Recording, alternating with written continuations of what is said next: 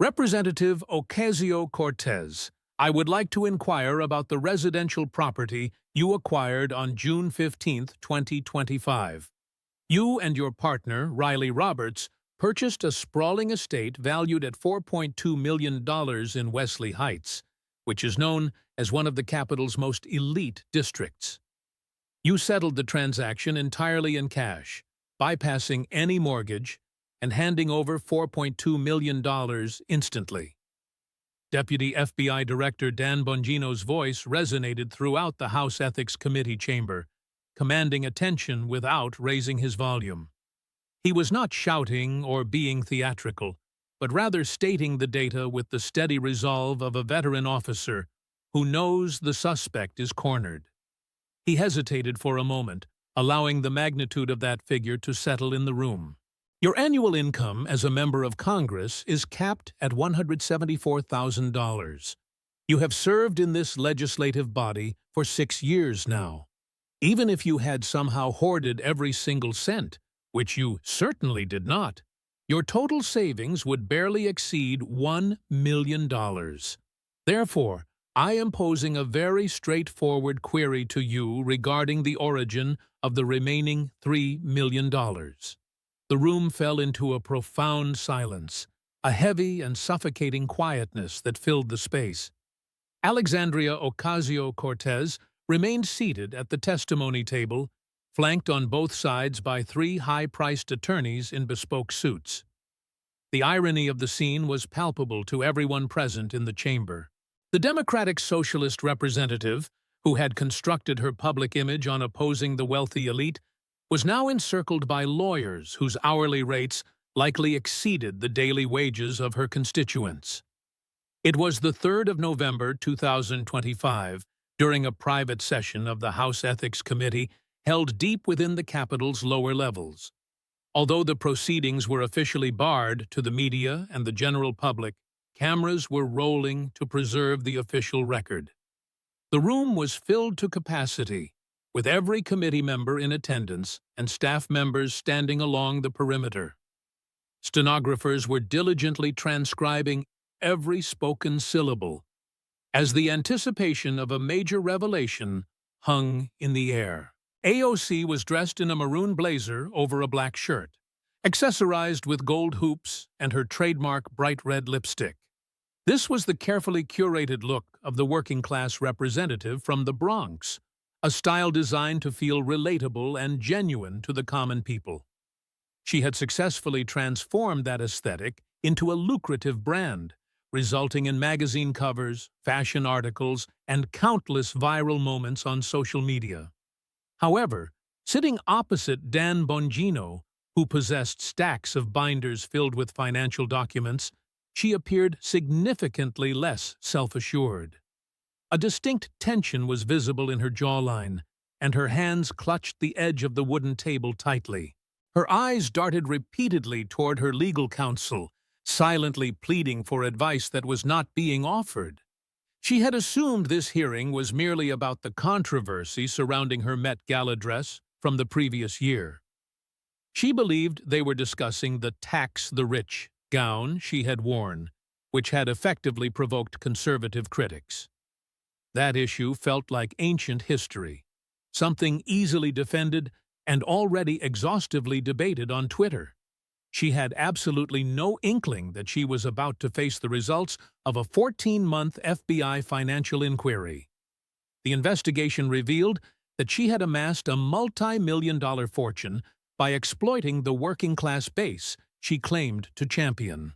Bongino sat with a calm demeanor at the witness table, a former NYPD officer and Secret Service agent who had once guarded presidents and was now the deputy director of the Bureau. He appeared exactly as his resume suggested, a man who had dedicated decades to tracking illicit funds and constructing cases against lawbreakers. Seated beside him was Special Agent Jennifer Martinez from the Financial Crimes Unit, her laptop open and prepared to display any necessary evidence. Directly in front of Bongino lay 2 substantial binders bearing official FBI classifications. He had spent the entire morning scrutinizing every single page one last time. The binders contained bank statements, wire transfer records, LLC registration forms, tax filings, property deeds, and images of luxury homes and dresses. 14 months of rigorous investigation had been condensed into hard evidence that no amount of public relations spin could dismiss. AOC attempted to respond to his inquiry regarding the mansion, but her voice sounded guarded and almost scripted. She claimed that her financial matters were private and labeled the inquiry as harassment against a woman of color challenging the status quo. "Your financial dealings became a matter of public concern," Bongino interjected seamlessly. "When you purchase a luxury estate that you cannot possibly afford on a government salary while purporting to speak for the working class, it demands an explanation. Allow me to demonstrate exactly where those funds originated," he said as he retrieved bank statements and slid copies across the table to every member of the committee. The friction of paper gliding over the polished wood surface was the only audible sound in the room. There were 3 wire transfers, all executed within a single week of your property acquisition. He gestured toward the highlighted transactions on the documents. On June 8th, a sum of $1.2 million arrived from an entity named Progressive Future Fund, registered in Delaware with no listed donors. On June 10th, another $1.5 million was transferred from the Grassroots Action Network, a second Delaware LLC that also lacks disclosed donors. Then on June 12th, a final $1.5 million came from the Democratic Advancement Coalition. As you might anticipate, this is also a Delaware LLC with absolutely no donor transparency. He lifted his gaze from the paperwork and locked eyes with her. These funds are not small contributions from working-class individuals donating $15 because they believe in your cause. These are vehicles for dark money, shell corporations specifically engineered to conceal the true source of the funding. We tracked them, and although it required months of effort, we followed every single dollar. They all trace back to the exact same origin point. He paused for effect, forcing her to anticipate the revelation. George Soros and his linked progressive donor networks funneled billionaire capital through these shell companies into your personal LLC to purchase a mansion. The room erupted with hushed whispers and people shifting uncomfortably in their chairs. This revelation was far more significant than anyone had anticipated. Bongino was not finished yet. He pressed a button on a remote, causing an image to materialize on the screen at the front of the room. It was a flowchart demonstrating the movement of money through various organizations, with each connection traced by a colored line. "Let me explain this diagram to you," he said, rising from his seat and walking toward the display. "Begin here at the top with Open Society Foundations, which is the primary vehicle for George Soros. The money flows from that entity to the Democracy Alliance. That is the coordination network where billionaire progressive donors determine who to fund and the amounts to distribute. From the Democracy Alliance, the funds are split into the 3 Delaware LLCs I previously mentioned. From all 3 of those entities, within the same week in June, the money flows directly to your personal LLC. It arrives as $1.2 million, $1.5 million, and another about $1 million, totaling exactly $4.2 million. This is the precise purchase price of your estate." He turned around to face her directly. "You have constructed your entire political identity on battling billionaires and attacking dark money in politics. You claim to represent the working class against the wealthy elite, yet you have been purchased by the very billionaires you claim to oppose. You have accepted their dark money, the very same dark money you condemn daily on Twitter, to buy yourself a mansion in one of America's richest neighborhoods." AOC began to voice a protest, but Bongino raised his hand slightly to stop her. "That is merely the mansion. And we are only just beginning. Allow me to demonstrate the rest of the findings. We have your boyfriend receiving $1.6 million in campaign consulting fees for work that nobody can verify. There are the $35,000 Met Gala tickets that violated gift regulations. We found a $150,000 in designer clothing you wore and never reported. There is a book deal arranged by publishers funded by Soros. It is a luxury lifestyle subsidized by working-class supporters who actually believe you are one of them. He opened his first binder with a deliberate and heavy motion. The sound of the binding cracking seemed amplified in the silent room. Let me demonstrate to this committee exactly how Alexandria Ocasio-Cortez transformed democratic socialism into a scheme for personal enrichment. AOC's lead attorney, Mark Elias, one of the Democratic Party's most expensive and well-connected lawyers, leaned forward to object. However, Chairman Michael Guest silenced him with a sharp glare. Mr. Elias, the deputy director will present his findings, and then your client will have an opportunity to respond. Bongino nodded at the chairman before looking back at AOC. His voice became quieter and more personal. You entered Congress in 2019 with a net worth of about $7,000. You had some student loan debt and worked as a bartender, which was the narrative that got you elected. 6 years later, you are worth approximately $4.8 million. That is not a typographical error. It is $4.8 million. This was achieved on a salary of $174,000 per year. He allowed that statement to hang in the air for a moment. The mathematics simply do not work. It is impossible unless you have been doing something other than serving your constituents. I am going to show you exactly what that activity is. He settled back into his chair and opened the binder fully. Let us begin with that mansion. With those words, he started laying out a case that would destroy everything Alexandria Ocasio-Cortez had built. The carefully crafted image of the Democratic Socialist bartender from the Bronx was about to be revealed as the biggest fraud in modern progressive politics. To understand how we arrived here, and how the working-class hero ended up owning a $4 million mansion bought with billionaire money, you have to go back 12 hours. You must rewind to when she walked into her office thinking this was just another Republican harassment session she could tweet through. 12 hours earlier, Alexandria Ocasio-Cortez sat in her congressional office reviewing the subpoena that had arrived by courier the previous week. The document was frustratingly vague. It was a subpoena to testify before the House Committee on Ethics regarding financial irregularities and potential violations of House rules. That was the extent of the information provided.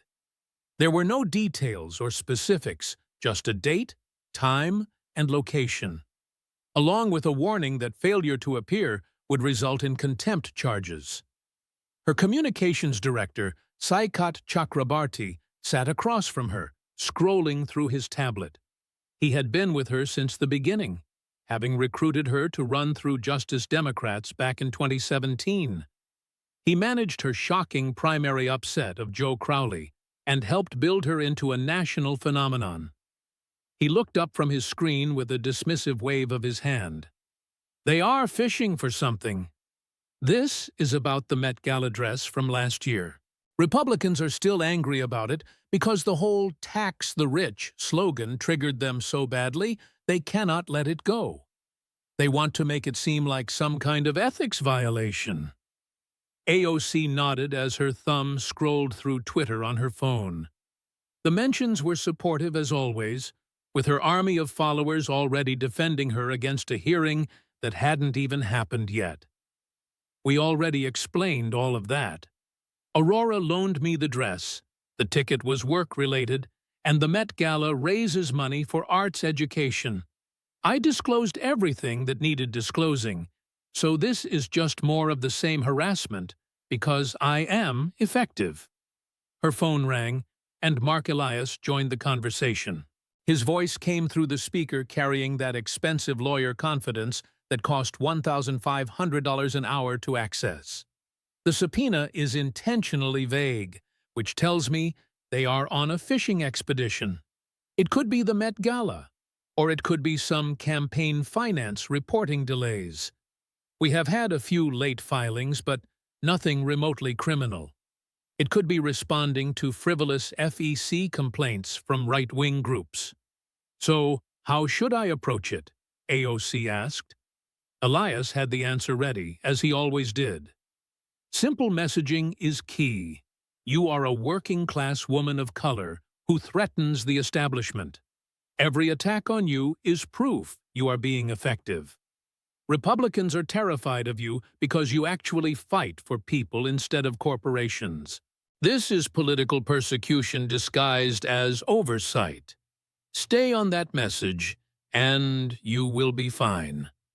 Sykot pulled up polling data on his tablet, turning it to show her the numbers. Your approval in the district is 71%, and nationally among Democrats, you are 68% favorable. Your Twitter following just hit 13.2 million. You are more famous than most senators. This hearing is just going to make you more famous and make Republicans look petty and obsessed. AOC felt her confidence return. She had survived everything thrown at her over 6 years. Trump had called her a communist nearly every week. Fox News had covered her like she was running for president. Right-wing media had manufactured countless scandals about her college expenses, where she really lived, her boyfriend's background, and her family history. That video of her dancing in college was somehow supposed to be scandalous, but none of it stuck. Every attack made her more popular with her base, more famous nationally, and more powerful within the Democratic Party. She had mastered the playbook perfectly. When attacked, claim victim status. Call it racism or sexism, depending on who the attacker was. Rally her massive online following and get friendly media to defend her. Then, turn it into a fundraising opportunity immediately. Within 48 hours of any controversy, she would typically raise $500,000 from small donors eager to support her against the establishment. Why would this time be different? What AOC didn't know, and couldn't have known, was that this wasn't a political attack.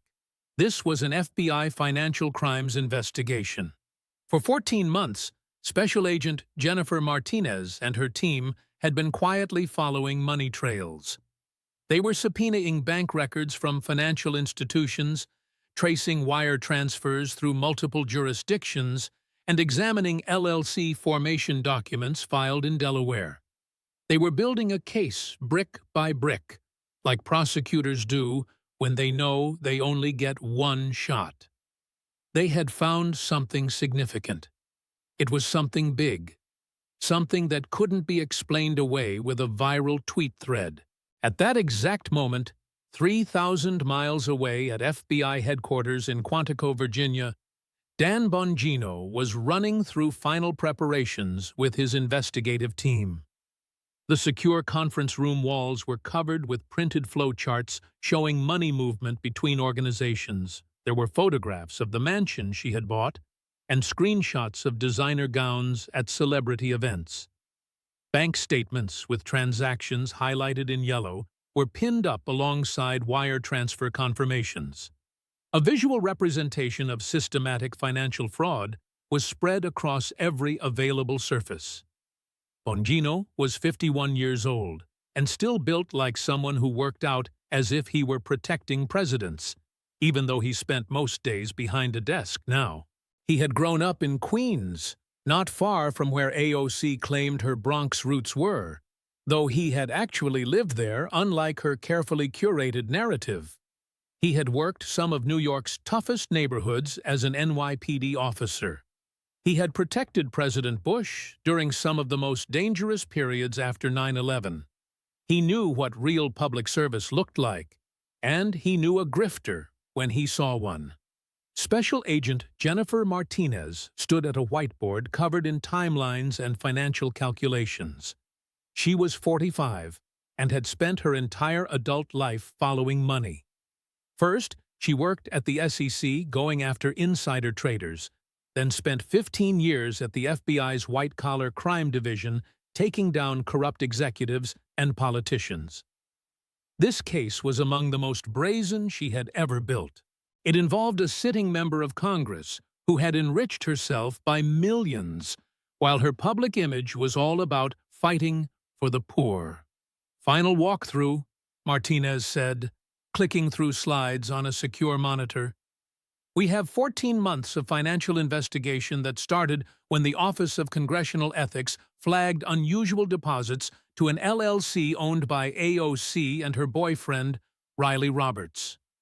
We pulled the records, and what we found goes way beyond anything OCE imagined." She brought up a chart showing net worth over time. The line was almost flat from 2019 to 2021, then shot upward at a sharp angle starting in 2022. When she entered Congress in January 2019, her financial disclosure showed a net worth of approximately $7,000. She disclosed student loan debt of $17,000 and a checking account balance under $2,000. That is typical for a 29-year-old bartender, which is what she was. Martinez clicked to the current figure. Today, based on assets we have identified and can document, her net worth is approximately $4.8 million. Bongino looked at the graph. The vertical climb was absurd. The congressional salary is $174,000. Even if she saved every penny for 6 years, which is impossible, she would have maybe $1 million. Where did the other $3.8 million come from? "Multiple sources," Martinez said, bringing up the next section of her presentation. "Let me walk through each revenue stream we have identified and documented." She started with the boyfriend angle. Riley Roberts runs a company called Digital Outreach Strategies. Over the past 4 years, this company has received $1.6 million in payments from PACs closely aligned with AOC. Justice Democrats is the PAC that recruited her. Courage to Change is her own leadership PAC. Brand New Congress is closely aligned with Justice Democrats. Special Agent Tom Wilson spoke up from where he sat, reviewing documents at the conference table. "We examined the work product extensively. We interviewed people at these PACs under oath and asked them specifically what Riley delivered for $1.6 million. Do you know what we found? Nothing. There are no websites we can attribute to him, no email campaigns, no social media strategies we can identify as his work. When we pressed the PAC officials, they got vague and said he consulted on digital strategy. However, no documents exist. There are no reports, no emails showing advice, just invoices and payments." Martinez nodded. "Classic corruption scheme. Hire your partner's company, pay them with donor money, require no actual work, and the money flows to the partner to become household income. The politician benefits personally while maintaining plausible deniability." She moved to the next section regarding the book deal and speaking fees. Her book came out in 2022, and she has made about $800,000 in royalties and advances. But here is where it gets interesting. The publisher's ownership structure appeared on the screen. The publisher is partially owned by an investment firm that receives funding from Soros-linked donors. Furthermore, bulk purchases worth hundreds of thousands of dollars were made by the same PACs that employ her boyfriend. Courage to Change PAC bought $180,000 worth of her books. Justice Democrats bought $120,000 worth. These are not real sales to actual readers. This is money laundering disguised as book purchases. Wilson added more context. "We talked to bookstore owners and asked if they saw bulk orders from these organizations. They did not. The books went straight to storage in most cases. This was just a mechanism to funnel money to her through inflated royalty payments. Martinez clicked to the main event. Now, the big one involving dark money LLCs. We identified 3 Delaware LLCs that made transfers totaling $4.2 million to AOC's personal accounts in June 2025. Progressive Future Fund, Grassroots Action Network, and Democratic Advancement Coalition. She brought up the money flow diagram. We spent months tracing these. All 3 connect back to Democracy Alliance. This is a donor coordination network organized by George Soros, Tom Steyer, and other billionaire progressive donors. Here is how it works. She traced it step by step on the screen. Billionaire donors contribute to Democracy Alliance. Democracy Alliance creates or funds these shell LLCs, dozens of them actually, for different candidates and causes. The LLCs make transfers that look like independent expenditures or grants, but they are really ways to move billionaire money to politicians while hiding the source. Bank records filled the screen. June 2025 shows 3 wire transfers to Bronx Future Holdings. That is an LLC owned by AOC and Riley Roberts.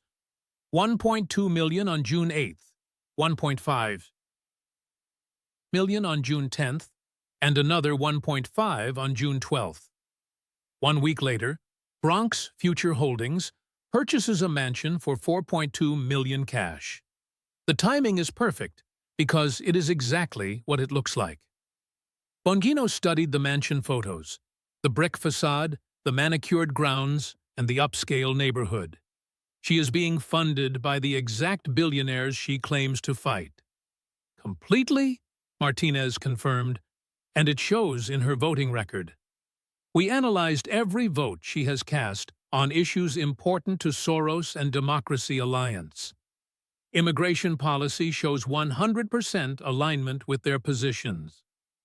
Criminal justice shows 100%. Climate policy that benefits renewable energy companies Soros invests in also shows 100%. She is not an independent voice. She is a paid spokesperson, voting exactly as her funders want. Wilson pulled up another category of evidence. Then there are the unreported gifts. The Met Gala ticket alone costs $35,000. The custom dress was valued at $12,000. Hair and makeup cost another $3,000. The total gift value was $50,000. House rules are crystal clear that gifts over $390 must be declined or reimbursed. She did neither. He showed more photos, but that is just one event. We documented her appearances at major events over 3 years. Versace gowns, Tory Burch custom pieces, Carolina Herrera, and Schiaparelli were all supposedly loaned to her for the exposure. Total value of designer clothing we can document is over $150,000. All of it was unreported. Martinez added the final category regarding campaign fund conversion. She has been charging personal expenses to campaign accounts, first-class flights to fashion shows and events that have nothing to do with her district, luxury hotels in cities where she has no campaign activity, expensive dinners. We estimate at least $200,000 in personal expenses illegally charged to campaign funds over 4 years. Bongino leaned back, processing it all. So we have the boyfriend getting $1.6 million for phantom work. The book deal rigged through the Soros network, $4.2 million in dark money for the mansion, $150,000 in designer gifts, $200,000 in campaign fund misuse. And all of this while she tweets every day about fighting billionaires and banning dark money. The hypocrisy, Wilson said, pulling up her Twitter feed, is absolutely off the charts. He showed tweets side by side with evidence. One tweet from 2021 said, No politician should take money from billionaires, period. It had 340,000 likes. Next to it was a bank transfer showing 1.2 million from a Soros-funded LLC. Another tweet from 2022 said, "Dark money is corrupting our democracy. We must ban it." It had 280,000 likes. Next to it were the 3 wire transfers totaling 4.2 million from dark money vehicles. A video clip of her speaking played, "I'll never forget where I came from. I'll always represent working people, not the elite."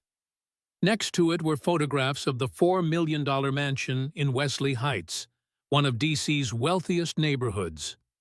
Bongino absorbed it all, then asked the key strategic question. How do we present this to maximize impact and minimize her ability to spin it? Martinez had thought this through carefully. We start with the mansion. That is the thing she absolutely cannot explain. 4.2 million in cash on her salary is impossible. Make her try to explain where it came from. She can't. We have the bank records showing the wire transfers. We have the LLC documents. We have the deed. She is trapped before we even get to everything else. Then we show the dark money trail. We put up the flow chart showing money flowing from Soros through Democracy Alliance through the LLCs to her account. We destroy her grassroots progressive brand in one visual. Then the boyfriend scheme. We show 1.6 million in payments for work nobody can identify. Even her supporters will recognize that as corruption. Then the gifts and luxury lifestyle. We show her living like a celebrity in designer gowns at exclusive events with luxury travel while claiming to be working class. Then we hit her with the tax returns. We subpoenaed them, and they show her reported income doesn't match her assets and lifestyle. That implies unreported income and potential tax evasion. Finally, we show her voting record alongside the Soros funding. We prove she is bought. She votes exactly as her billionaire funders want on every single issue. Bongino thought about the defenses she would deploy. She is going to scream that this is sexist and racist. She will say the establishment is attacking a woman of color who fights for change. That is her entire playbook. Let her, Martinez said firmly. We have bank records, wire transfers, LLC documents, deed records, and tax returns. This isn't opinion or bias. This is math. And math doesn't care about identity politics. Wilson added, the media will try to protect her initially because she is their progressive hero. But we are releasing everything publicly. When people see the mansion, see the Soros money, and see the boyfriend getting paid millions for nothing, even MSNBC is going to have trouble defending it. Bongino stood up and started gathering his materials. Alexandria Ocasio-Cortez spent 6 years building a brand as the authentic voice of working people. She was the democratic socialist who fights billionaires and the bartender who took on the machine. Every bit of it was a lie. She saw an opportunity because progressive politics is trendy and young people eat it up. She used it to get rich, not to help her constituents, to enrich herself. He picked up the binder containing the mansion photos. He looked at the beautiful brick estate that cost more than most of her constituents would make in their entire lives combined. $4.2 million is what her democratic socialism bought her. Let's go show Congress what their progressive star has really been doing. At 1:30 that afternoon, AOC's motorcade pulled up to the Capitol. She had made sure friendly photographers knew what time she would arrive. The optics of walking into another Republican witch hunt were important to her brand. She stepped out of the black SUV looking camera-ready. Burgundy blazer, gold hoops, the people's champion, heading into battle against the establishment. she walked through the Capitol with her legal team and chief of staff down to the basement level where committee hearing rooms were located. As she approached, she noticed more security presence than usual. More staff were hovering around, and the energy felt different somehow. At 1:55, she entered the hearing room. The atmosphere immediately felt wrong. The committee members looked too serious. Even the Democrats weren't giving her supportive smiles or whispered words of encouragement like they usually did. And at the witness table, she saw him, Dan Bongino, the deputy director of the FBI himself, not some junior agent. The number 2 person in the entire bureau was there with another agent beside him and those binders. Multiple thick binders with official markings. Something cold settled in her stomach. This wasn't about a dress. This was something else entirely. At exactly 2 hours, Chairman Michael Guest gave the hearing to order. His voice was formal and serious. This hearing is called to order. We are conducting a closed-door session of the House Ethics Committee to examine potential violations of House rules, federal campaign finance law, gift regulations, and tax law by Representative Alexandria Ocasio-Cortez of New York's 14th Congressional District. He paused and looked directly at her. The Federal Bureau of Investigation has been conducting a financial investigation for 14 months. Deputy Director Bongino has requested to brief this committee on the findings. This is an extremely serious matter. Deputy Director, you may proceed. Bongino stood and looked at AOC with the steady, unwavering gaze of someone who had interviewed countless suspects and knew when they were guilty before the first question was even asked. Congresswoman Ocasio-Cortez, he began, his voice calm and measured. You have built your political career on a very specific narrative. You are a working-class woman from the Bronx who fights for working people against billionaires and the corrupt establishment. You have called for taxing the rich. You have called for banning dark money in politics. You have called for ending the influence of wealthy donors. You have presented yourself as authentic, as someone who truly represents ordinary Americans because you came from that world. He paused to let that sink in. I am here to show this committee that every bit of that is a lie, that you have enriched yourself massively while in Congress, that you are funded by the exact billionaires you claim to oppose, that you violated campaign finance laws, gift rules, and tax laws, that you are living a life of luxury by grifting the working-class people who believe you actually represent them. He opened his first binder. Let's start with your mansion. AOC's confident expression faltered just for a second. But everyone in that room saw it, and they knew this was going to be devastating. Bongino pulled out a folder and opened it deliberately. Inside were real estate documents and photographs. He slid the first photo across to the committee members. On June 15th of this year, less than 5 months ago, you purchased a property located at 3847 Woodley Road Northwest in the Wesley Heights neighborhood of Washington, D.C. Let me show everyone what you bought. He clicked his remote. The screen at the front of the room lit up with a photograph of a stunning brick mansion. Beautiful architecture, mature trees, and a manicured lawn. The kind of house that screamed serious money. That is the front, Bongino said. 5,800 square feet, 6 bedrooms, and 5.5 bathrooms. He clicked through more photos. The gourmet kitchen with marble countertops and commercial-grade stainless steel appliances. A wine cellar with climate-controlled storage for 500 bottles. A home theater with stadium seating that looked like it belonged in a commercial cinema. An infinity pool overlooking professionally landscaped grounds. A 3-car garage that was bigger than most apartments in her district.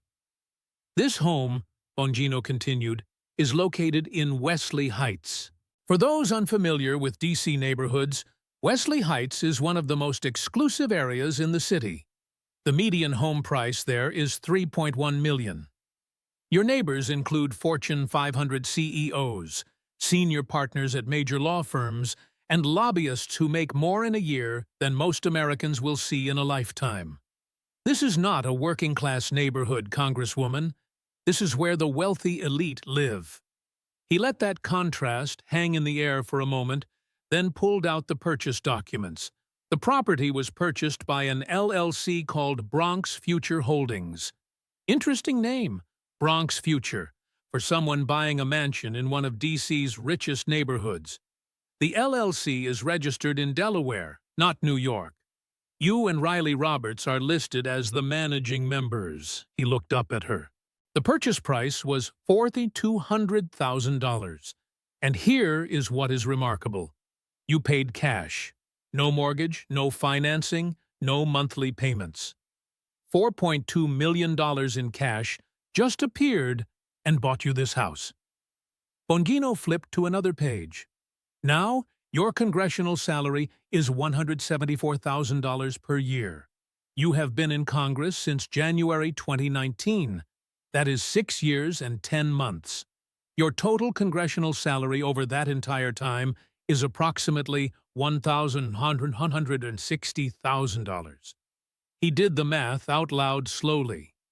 Even if you somehow managed to save every single penny of your salary, paid no federal taxes, no state taxes, no rent, bought no food, made no student loan payments, and had zero living expenses of any kind, you would have $1.1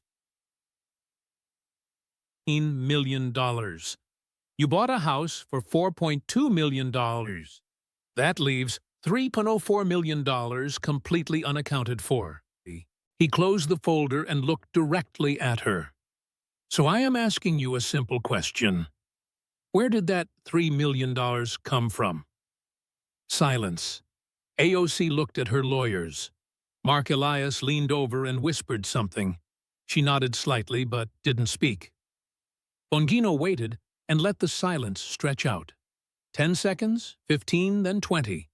Finally, he spoke again. Let me show you exactly where it came from. He pulled out bank statements and passed copies to each committee member. These are the bank records for Bronx Future Holdings, LLC. The account was opened on May 30th of this year. Brand new entity. For the first 2 weeks, the account balance was $0. Then, in the span of less than 1 week, the account received 3 large wire transfers. He pointed to the highlighted transactions. June 8th showed a wire transfer of $1,200,000. The sender is listed as Progressive Future Fund, LLC. The memo line says, quote, grant disbursement, unquote. June 10th showed a wire transfer of $1,500,000. The sender is Grassroots Action Network, LLC. Memo line says, quote, political support, unquote. June 12th showed a wire transfer of $1,500,000. The sender is Democratic Advancement Coalition, LLC. Memo line says, quote, movement building, unquote. He looked at the committee. 3 transfers in 5 days total for $200,000, the exact amount needed to purchase the mansion. And 3 days after that final transfer, the LLC closed on the house, paid cash, and the transaction was complete. Representative Virginia Fox, the Republican from North Carolina, raised her hand. Deputy Director, what are these LLCs and who is behind them? Bongino nodded. That is the critical question, Congresswoman Fox, and that is where this gets really interesting. He clicked his remote, and a complex flowchart appeared on the screen. Lines connecting various organizations in a web of financial relationships. All 3 of these LLCs are registered in Delaware. Delaware is well known as a haven for shell companies because it allows minimal disclosure requirements. These 3 LLCs have no public donor lists, no websites, and no physical offices. They exist purely as vehicles to move money around while obscuring where it is really coming from. He used a laser pointer to trace the connections on the chart. We spent months tracking these organizations down. We subpoenaed banking records from multiple institutions. We followed the money back through several layers. Here is what we found. He pointed to the top of the chart. Progressive Future Fund received its funding from an organization called Democracy Alliance. Grassroots Action Network also received its funding from Democracy Alliance. Democratic Advancement Coalition, same source. All three Shell LLCs were funded by Democracy Alliance. And what is Democracy Alliance? Fox asked. Bongino had the answer ready. It is a donor coordination network for billionaire progressive donors founded and primarily funded by George Soros through his Open Society foundations. Other major donors include Tom Steyer, members of the Pritzker family, and various Silicon Valley billionaires. Democracy Alliance essentially coordinates giving among wealthy progressive donors to maximize their political impact. He showed financial documents on screen. In 2024 and 2025, Democracy Alliance received over $600 million from these billionaire donors. They then distributed that money to various organizations, PACs, and as we see here, Shell LLCs that make payments to politicians while hiding the original source. Representative Jamie Raskin, the Democrat from Maryland, looked troubled. He had been generally sympathetic to AOC in the past. Deputy Director, are you saying that Representative Ocasio-Cortez received $5 million from George Soros? From Soros-linked organizations? Yes, sir. Approximately $5 million that we have been able to document so far. There may be additional amounts we haven't uncovered yet. The room erupted in murmurs, with committee members whispering to each other and staff scribbling notes. AOC sat frozen, her face pale. Bongino continued. The money that bought Congresswoman Ocasio-Cortez's mansion came from George Soros and other billionaires. It was laundered through Democracy Alliance and 3 Shell LLCs to hide the source. It went to her personal LLC, not to her campaign or any political organization. And it was used to buy her a $4 million house in one of America's wealthiest neighborhoods. He paused to let that sink in fully. She is being funded by the exact billionaires she claims to fight against. Bongino moved to his next section without missing a beat. Now I want to talk about Riley Roberts, Congresswoman Ocasio-Cortez's longtime partner. He operates a company called Digital Outreach Strategies. Congresswoman, can you tell us what this company does? AOC looked at Mark Elias, who leaned forward. My client is not required to have detailed knowledge of her partner's business operations. Fair enough, Bongino said smoothly. Let me tell you what we found. He pulled out corporate documents. Digital Outreach Strategies was incorporated in New York in January 2021. That is 1 month after Representative Ocasio-Cortez won her second term. According to the corporate filing, the company provides, and I am quoting here, digital marketing and outreach consulting services to political organizations. He looked at the documents for a moment, then back up.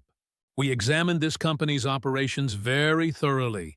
We pulled every public record, interviewed clients and associates. Here is what we discovered. He ticked items off on his fingers as he spoke. Digital Outreach Strategies has no website. Kind of ironic for a digital outreach company, but there it is. No LinkedIn company page. No social media presence whatsoever. No office space beyond Riley Roberts' home address. No employees other than Roberts himself. And here is the interesting part. Only one category of clients. He pulled out payment records. The only organizations that have ever paid digital outreach strategies are political action committees closely aligned with Representative Ocasio-Cortez. Let me walk you through them. Justice Democrats. That is the PAC that recruited AOC to run in 2018. They identified her, trained her, and funded her primary campaign against Joe Crowley. Courage to Change. That is Representative Ocasio-Cortez's own leadership PAC that she founded and controls. Brand New Congress. That is closely aligned with Justice Democrats and actively supported her campaigns. He showed the payment records.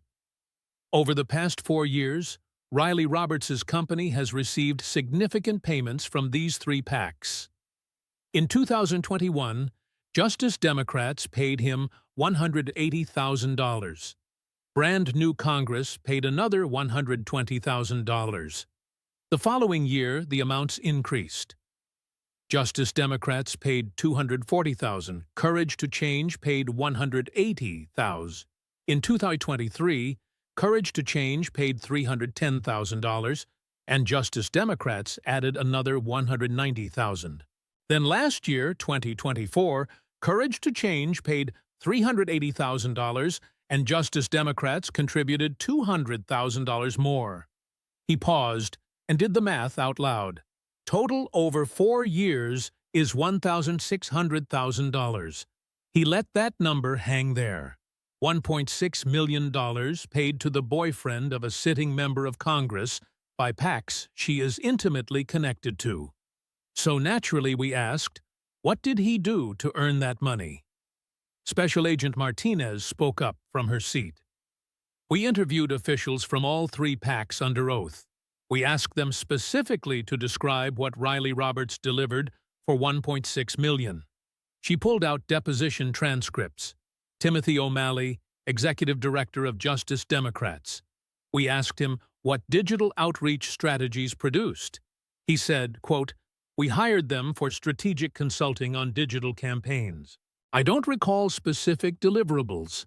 I believe Riley provided general advice on social media strategy," end quote. We then asked him to produce any documents, emails, reports, or work product from Roberts. He said they don't have formal reports, that it was, quote, "more informal consultation," end quote. She flipped to another transcript. Sophia Chen, Director of Courage to Change PA. We asked what digital outreach delivered for $380,000 in 2024 alone. She said, quote, "Riley Roberts provided valuable insights into our digital presence," end quote. We asked what specific insights. She said strategic thinking about online engagement, it is hard to quantify exactly. End quote. Martinez looked up. We interviewed 6 different people across these three PACs. Not a single one could identify specific work product. Not one could show us a website Roberts built, an email campaign he designed, a social media strategy document he wrote, a single concrete deliverable. Just vague language about consulting and strategic advice. Bongino added more context. We also looked into Riley Roberts' background and qualifications. He has a bachelor's degree in finance from Boston University. Fine school, good degree. Before Representative Ocasio-Cortez ran for Congress, he worked in marketing for a small tech startup called Homebinder. His salary there was approximately $65,000 a year. He has no professional background in political campaigning, no experience running digital outreach programs, no portfolio of successful campaigns we can identify. He pulled up Roberts' sparse resume. Yet somehow, right after his girlfriend becomes a member of Congress, he is suddenly worth $400,000 a year as a digital consultant, despite having no experience in the field, despite producing no identifiable work product, despite having no other clients. The only logical explanation is that he is being paid because of who he is sleeping with. Representative James Comer spoke up. Deputy Director, this sounds like a classic pay-to-play scheme. That is exactly what it is, Congressman. Politicians can't directly take money from PACs for personal use. That is illegal and obvious. but they can hire their spouse or partner's company, pay that company inflated rates for minimal or non-existent work. The money goes to the partner's business account, then becomes household income. The politician personally benefits from campaign funds while maintaining plausible deniability. Martinez added one more detail. We also reviewed Riley Roberts' tax returns. He has reported all this income. We are not alleging tax evasion on his part. But here is what is interesting. His business expenses are minimal. He is reporting profit margins over 90%. That means he is pocketing almost all the money with virtually no costs. Why? Because he is not actually running a business. He is not hiring staff, renting office space, buying equipment, or paying for services. He is just receiving payments and keeping the money. Bongino shifted to the bigger picture. Let me show you the full scope of how Representative Ocasio-Cortez is actually funded. This isn't a grassroots movement of small-dollar donors like she claims. This is billionaire money being laundered through a sophisticated network of organizations. The screen lit up with a massive flowchart. At the top, several boxes representing billionaire donors. Lines flowing downward through various intermediary organizations, eventually reaching a box at the bottom labeled with AOC's name. Start at the top, Bongino said, using his laser pointer. George Soros, through Open Society Foundations, contributes about $250 million annually to progressive causes. Tom Steyer, through Next Gen America, adds another $75 million. The Pritzker family, through their various foundations, contribute about $40 million. Silicon Valley billionaires, through tech industry PACs, add roughly $180 million more. All told, we are talking about $500 million a year from wealthy donors. He traced the money flow downward. These donors don't just randomly give to causes. They coordinate through Democracy Alliance, which strategically decides which progressive candidates and causes to fund. In 2024, we obtained internal Democracy Alliance documents that specifically identified Representative Ocasio-Cortez as a, quote, top-tier priority, end quote. Their assessment described her as a, quote, highly effective spokesperson for progressive policies with massive social media reach, end quote. The laser pointer moved to the next layer. Democracy Alliance then funds or creates multiple organizations and shell LLCs. Progressive Future Fund, Grassroots Action Network, Democratic Advancement Coalition, the Sunrise Movement, Make the Road Action, Working Families Party, and approximately 25 other entities we have identified. He showed how the connections branched out. These organizations all support Representative Ocasio-Cortez in various ways. Some make independent expenditures supporting her campaigns. Some hire her boyfriend's company for phantom consulting work. Some make grants to her personal LLCs. Some purchase bulk quantities of her book. It is a comprehensive funding ecosystem designed to enrich her while maintaining the appearance of grassroots support. Bongino pulled up a summary page. We estimate that Soros-linked organizations have spent approximately $8.2 million supporting Representative Ocasio-Cortez over the past 6 years. That breaks down as follows. He read through the categories. $3.1 million in independent expenditures for her campaigns, $4.2 million in transfers to her personal LLCs, that is the mansion money, $1.6 million to her boyfriend's phantom consulting company, $800,000 in book bulk purchases that inflated her royalties, and approximately $500,000 in other support like event sponsorships, media promotion, and paid social media boosting. $8.2 million from the billionaire class she claims to oppose. He paused, then asked the obvious question. Why would billionaires give $8 million to a socialist who says she wants to destroy them? He clicked to the next slide, a voting record analysis. Because she votes exactly how they want her to. We analyzed every single vote Representative Ocasio-Cortez has cast on issues important to George Soros and the Democracy Alliance donor network. He went through the categories. Immigration policy, she has voted for open borders policies 100% of the time, no exceptions. Exactly what Soros advocates and funds through multiple immigration advocacy organizations. Law enforcement, 100% voting record for defunding police, ending qualified immunity, reducing incarceration. Exactly the agenda Soros has spent $40 million promoting through district attorney races across the country. Energy policy, 100% support for Green New Deal provisions and renewable energy mandates. These policies directly benefit companies that Soros has major investments in. Foreign policy, she opposes Israel, supports the Iran nuclear deal, criticizes U.S. allies. These positions align perfectly with Soros's stated foreign policy preferences. Criminal justice, she supports bail reform, decriminalization, reduced sentences, ending cash bail. That is the exact Soros agenda being implemented in cities where his funded prosecutors have taken office. Bongino looked directly at AOC.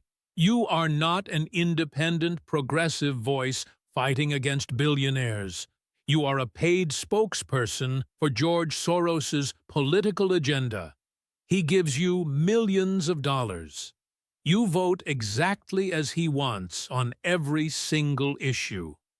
That is the textbook definition of political corruption. AOC couldn't stay quiet anymore. She stood up, her voice rising. This is outrageous.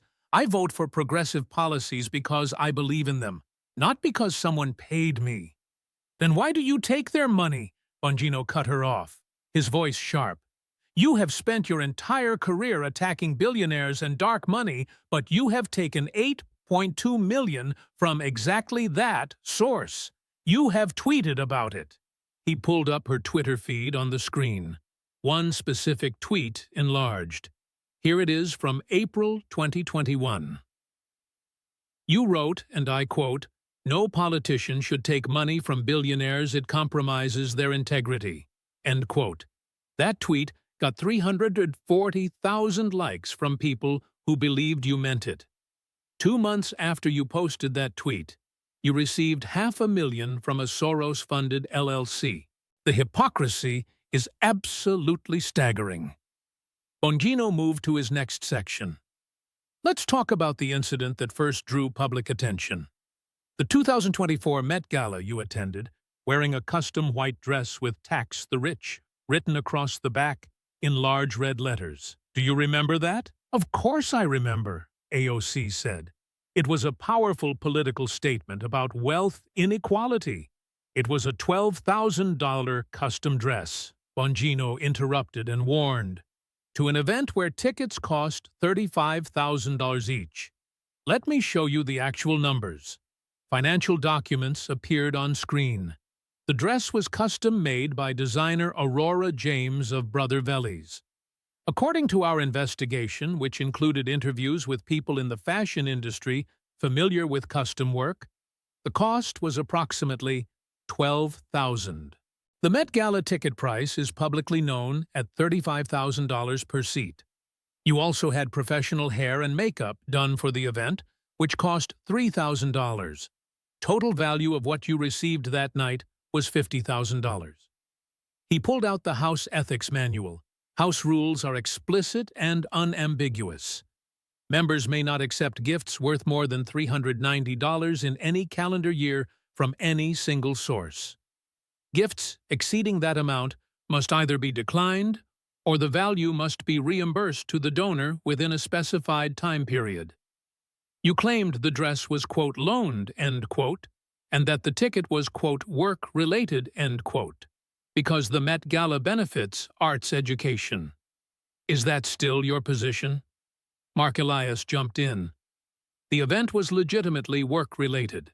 Representative Ocasio-Cortez was representing her constituents and advocating for progressive tax policy through the message on the dress.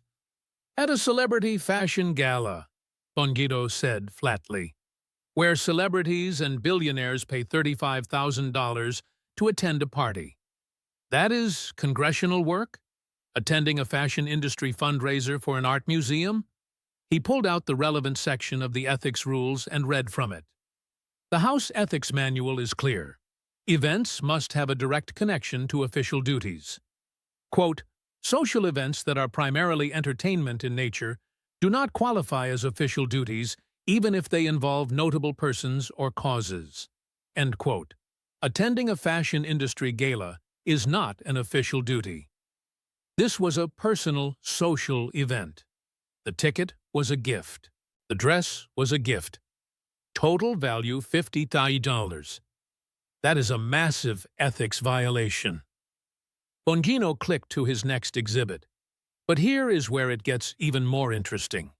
After you wore Aurora James's dress and gave her company massive free publicity, the images went viral, were shared millions of times, generated enormous brand awareness. Her sales increased dramatically, and we found something very curious. Purchase orders filled the screen. In the 6 months following the Met Gala, Soros-funded organizations made bulk purchases of Brother Veliz's products totaling $280,000. Courage to Change PAC, your PAC, purchased $95,000 worth of what they described as promotional items and gifts. Justice Democrats bought $78,000 worth of supporter thank you gifts. Progressive Future Fund purchased $107,000 in what they called movement merchandise. All of them buying Aurora James's products right after she gave you a $50,000 gift. He looked at the committee. This is a money laundering scheme. Aurora James gives Congresswoman Ocasio-Cortez $50,000 worth of dress and ticket. The photos go viral. James gets massive publicity. Then organizations that fund AOC turn around and buy $280,000 worth of James's products. James profits. AOC gets her free designer goods. The organizations look like they are buying promotional items. Everyone wins, except the taxpayers and the working-class donors who think their money is going to progressive causes instead of subsidizing celebrity lifestyles. He wasn't done and pulled out another thick folder. And the Met Gala isn't an isolated incident. We documented Representative Ocasio-Cortez's appearances at major celebrity events over the past 3 years. Let me show you. Photos began cycling on the screen. Each one showed AOC in an expensive designer gown at a high-profile event. 2024 Oscars Vanity Fair after-party, she is wearing a custom Versace gown.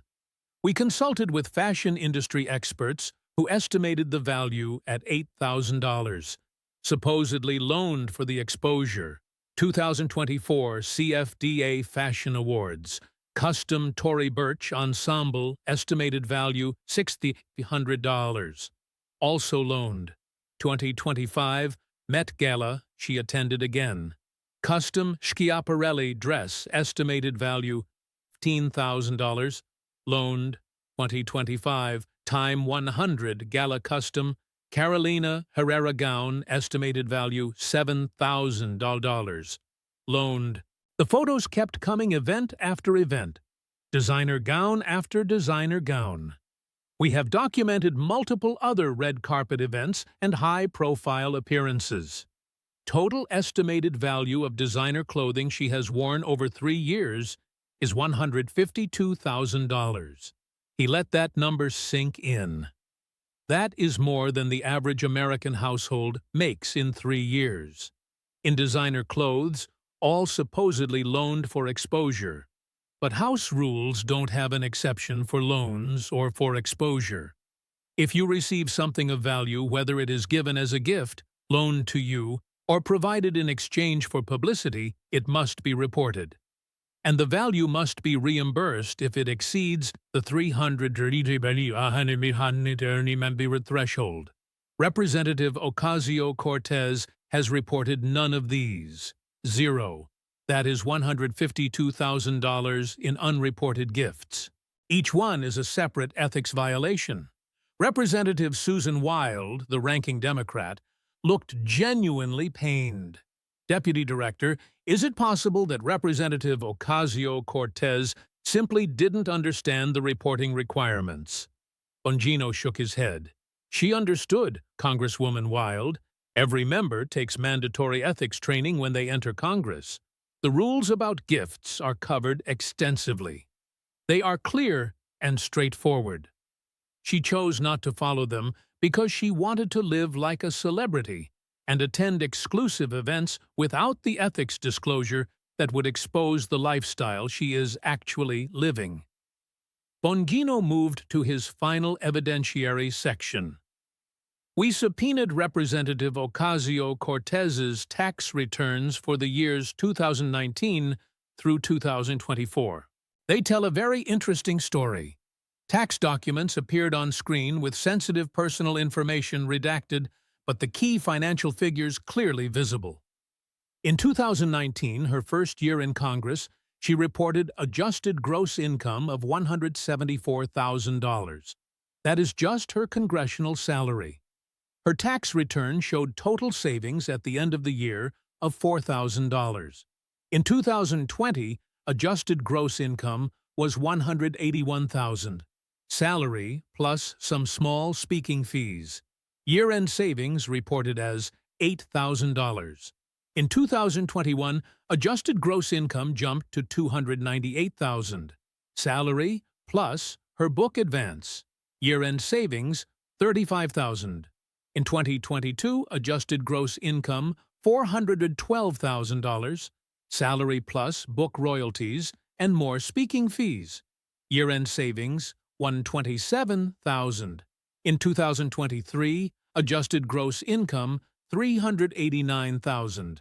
Salary, continuing royalties, speaking fees. Year-end savings $98,000.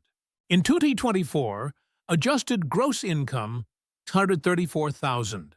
Salary, higher royalties, increased speaking fees. Year-end savings $284,000.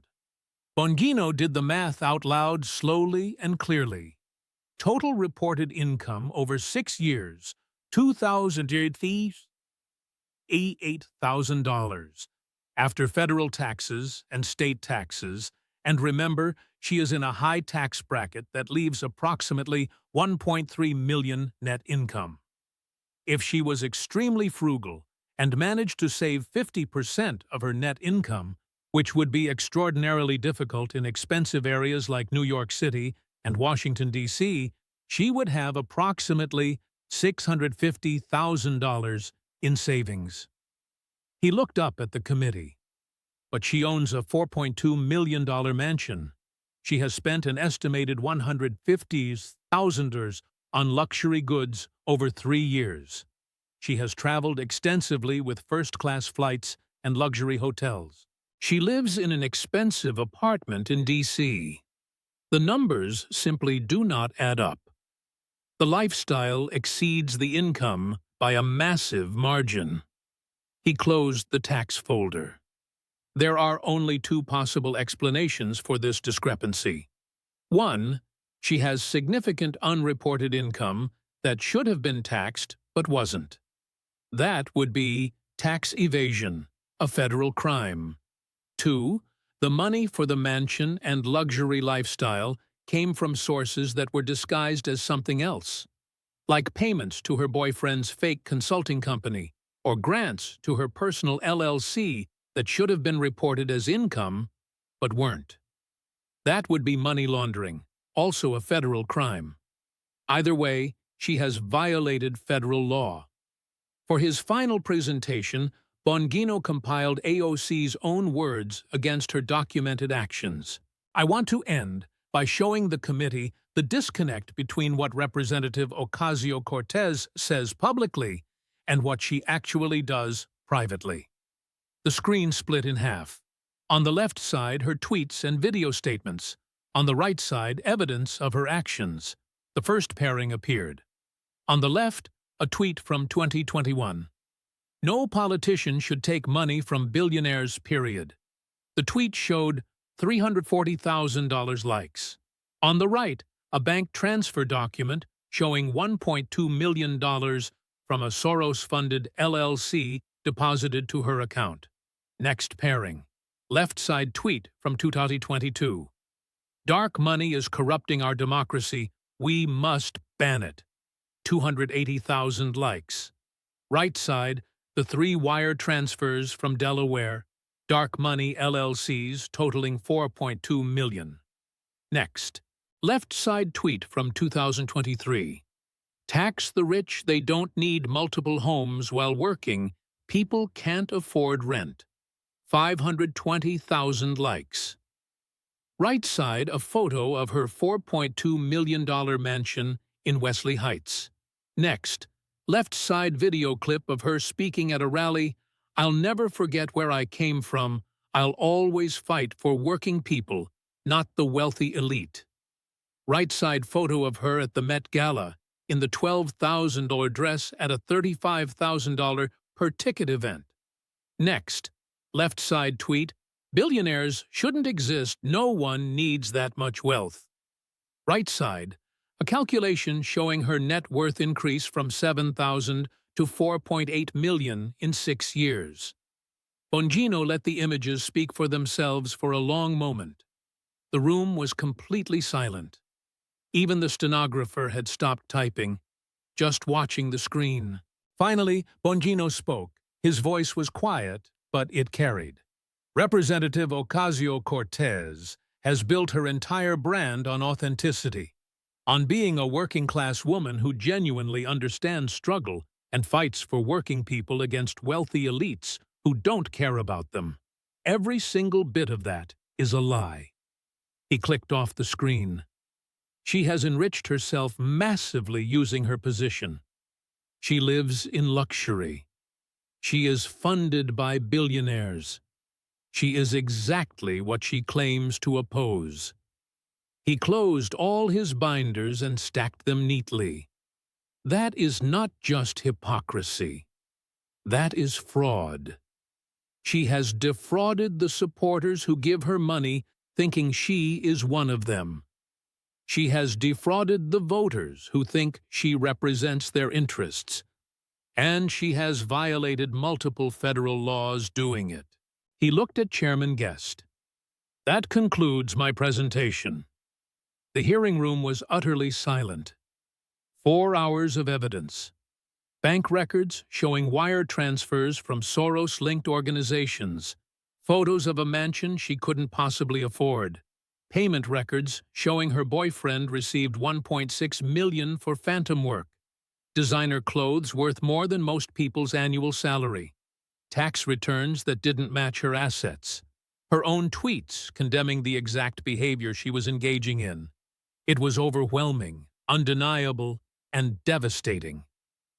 Chairman Guest looked at AOC. His voice was measured but firm. Congresswoman, you have heard the Deputy Director's presentation. You have an opportunity to respond to these allegations. What do you have to say? AOC sat frozen for a long moment. Her 3 lawyers were whispering urgently among themselves, huddled close. Finally she spoke. Her voice lacked the usual confident edge and came out defensive and shaky. This is a politically motivated attack on a woman of color who threatens the establishment. The FBI is being weaponized to target progressive voices who actually fight for change instead of maintaining the status quo. Chairman Guest cut her off, his patience clearly exhausted. Congresswoman, we just spent 4 hours looking at bank records showing you received $4.2 million from billionaire-funded organizations to buy a mansion? That is not political. That is financial evidence. That is documentation. How do you explain it? AOC's voice rose, getting more emotional. Those were legitimate contributions to support progressive movement building and organizing. They went to your personal LLC, Bongino said calmly from his seat. Not to your campaign, not to a political organization. To Bronx Future Holdings, which you personally own and control. Then that LLC bought you a house. Explain to this committee how buying yourself a $4 million mansion constitutes movement building. Silence. No answer. Representative Raskin tried to give her an opening, his voice sympathetic. Congresswoman, is it possible these contributions were intended for a charitable foundation or advocacy organization you were planning to establish? AOC grabbed at the lifeline. Yes, exactly. We were discussing creating a progressive education entity to support grassroots organizing. Bongino pulled out LLC formation documents. Bronx Future Holdings was created on May 30, 2025. It received $4.2 million in June. It bought a house on June 15th. That is its only transaction in its entire existence. It is not a foundation. It is not supporting any causes. It owns your mansion. That is all it does.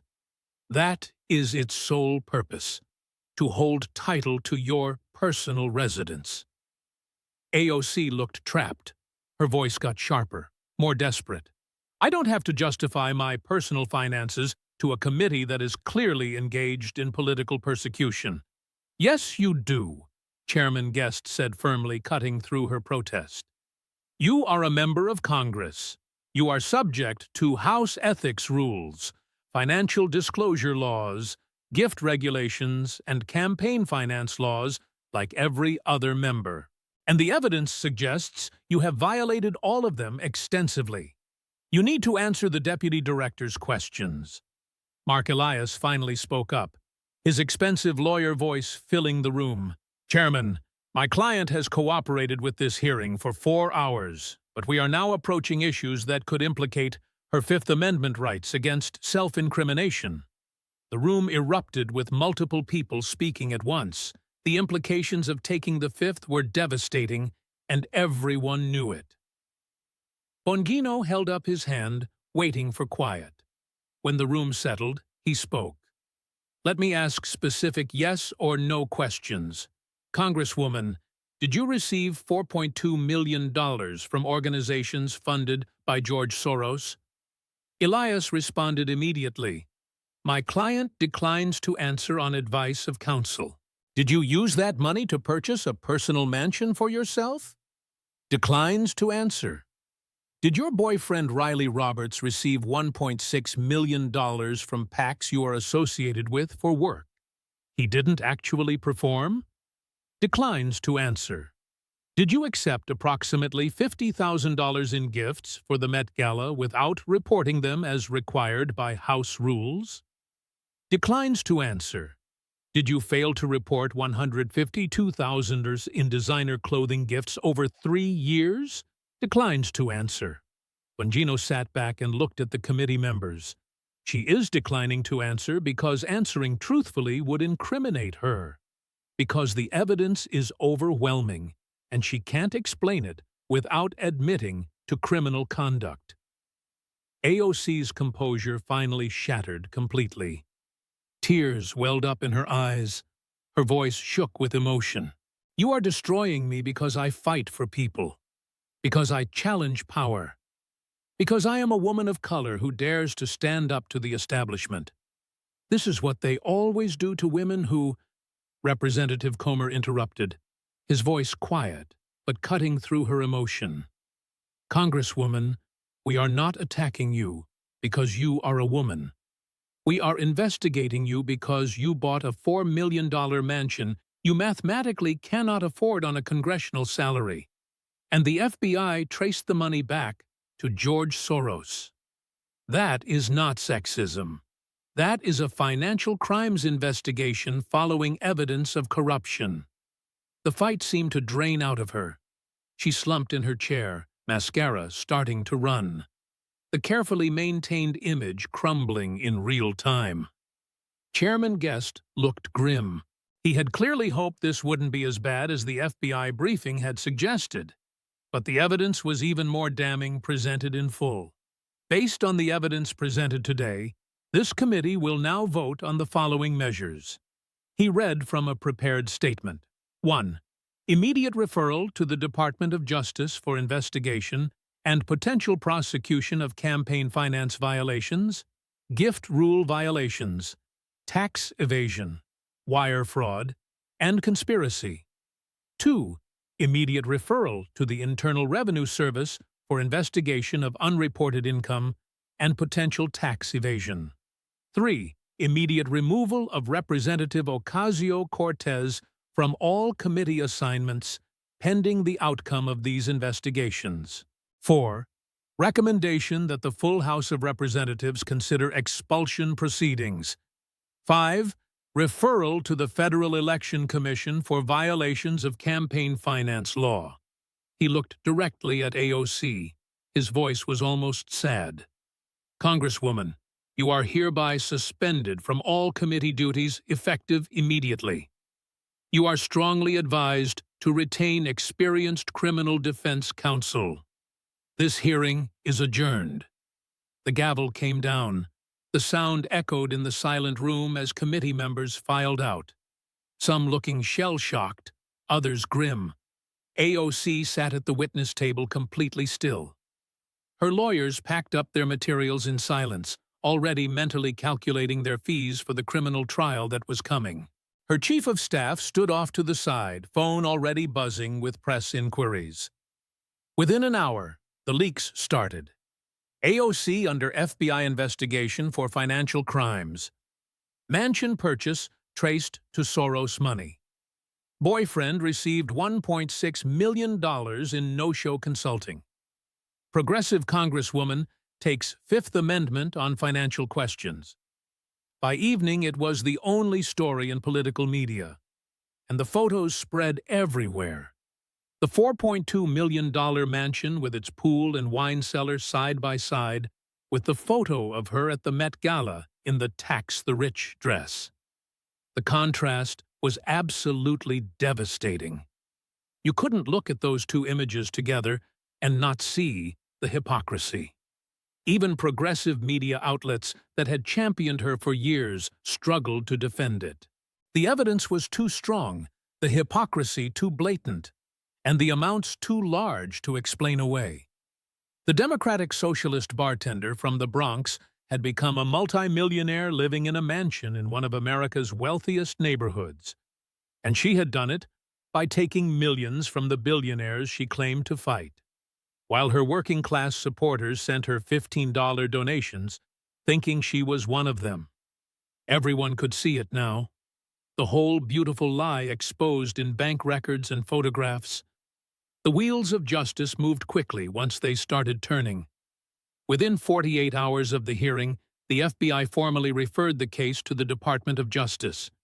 Within a week, a federal grand jury was empaneled in Washington, D.C.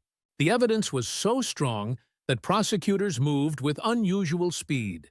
The indictment came down in January 2026, United States versus Alexandria, Ocasio-Cortez, and Riley Roberts. Against AOC, there were 8 criminal counts. Illegal conversion of campaign funds, 3 counts. Wire fraud, 2 counts. Tax evasion, 2 counts. Violating House gift rules, 1 count. Against Roberts, there were 4 criminal counts. Conspiracy to commit wire fraud, 2 counts. Filing false business records, 2 counts.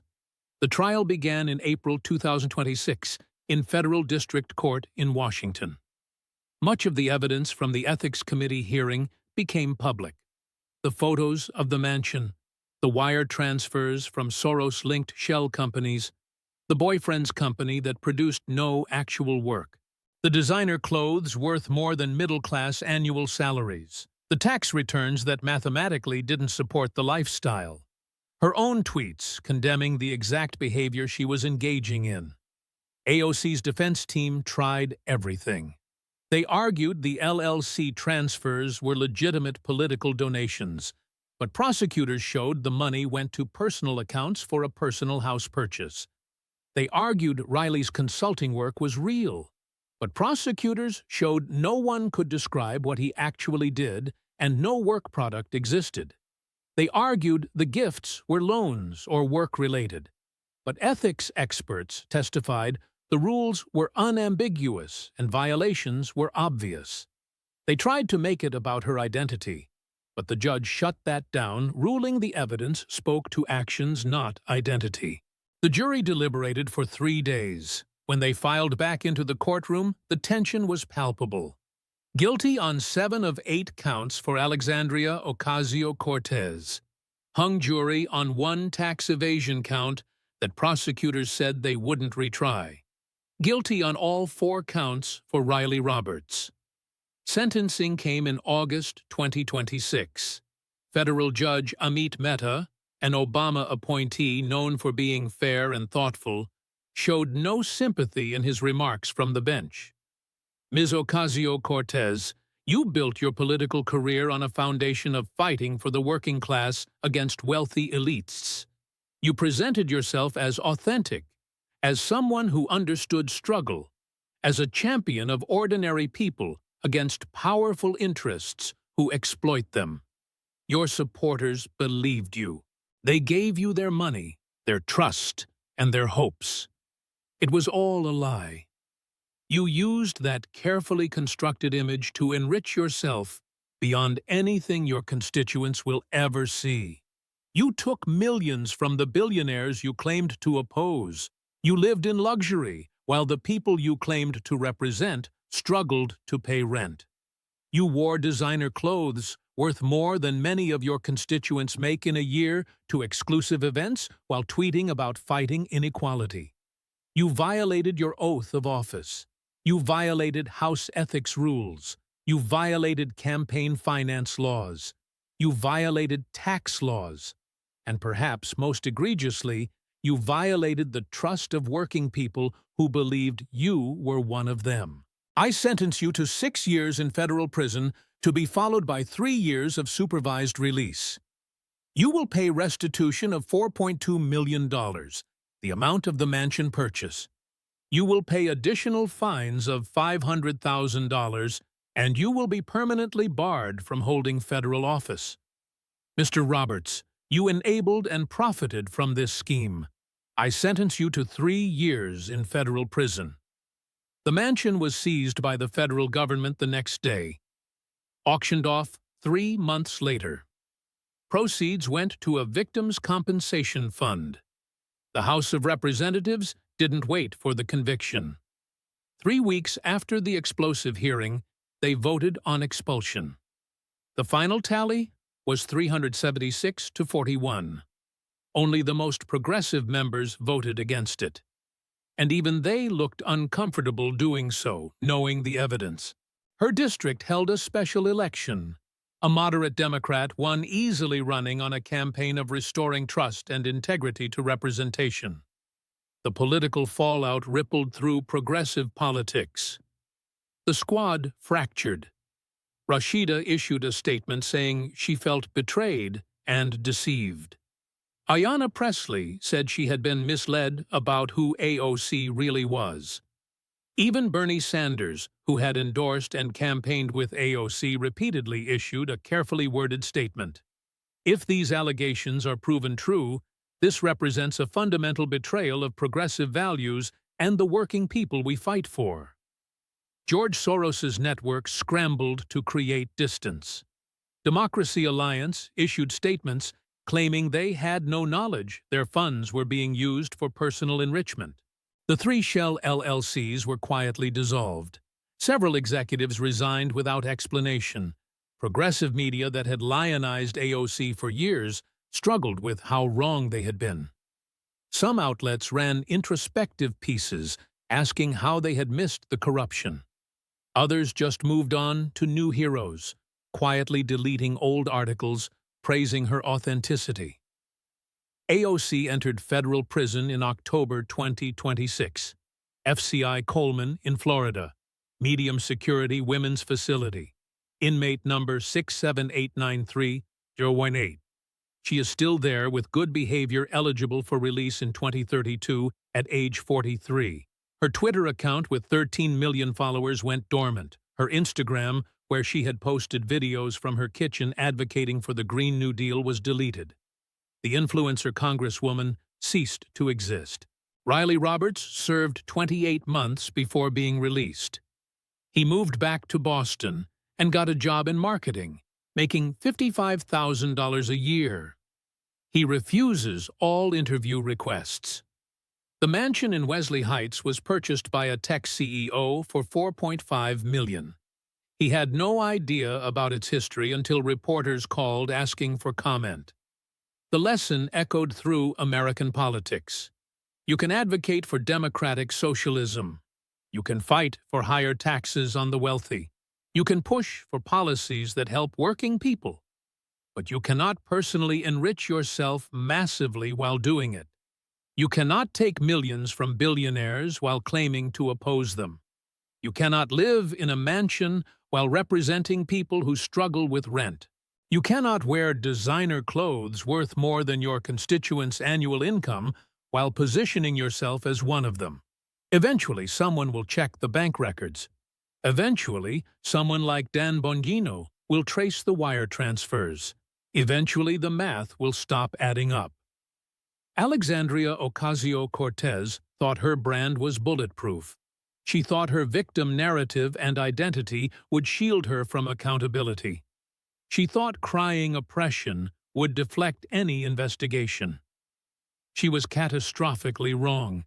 The FBI had receipts, bank statements showing millions from Soros, LLC documents revealing the shell game, wire transfers that couldn't be explained, tax returns that didn't match the lifestyle, photos of the mansion, evidence that couldn't be tweeted away.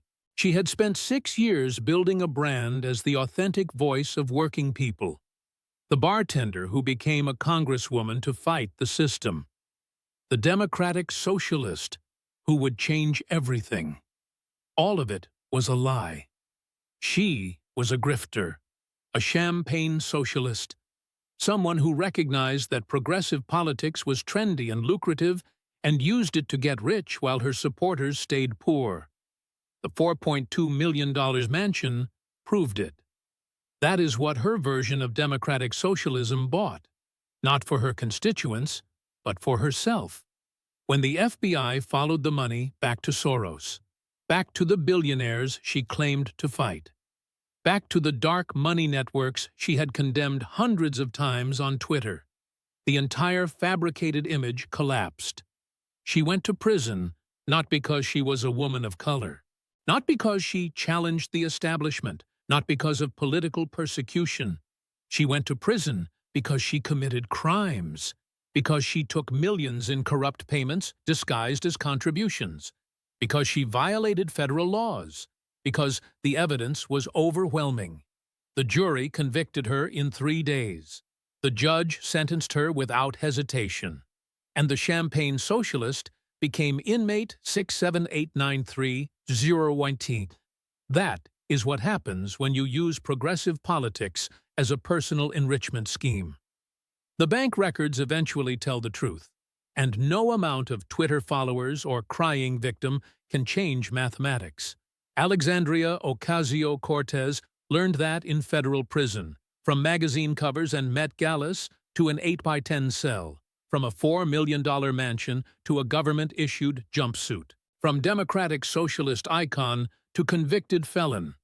Because in the end, fraud catches up with you. The receipts don't lie, and she is spending 6 years behind bars because the receipts proved she was the biggest fraud in progressive politics.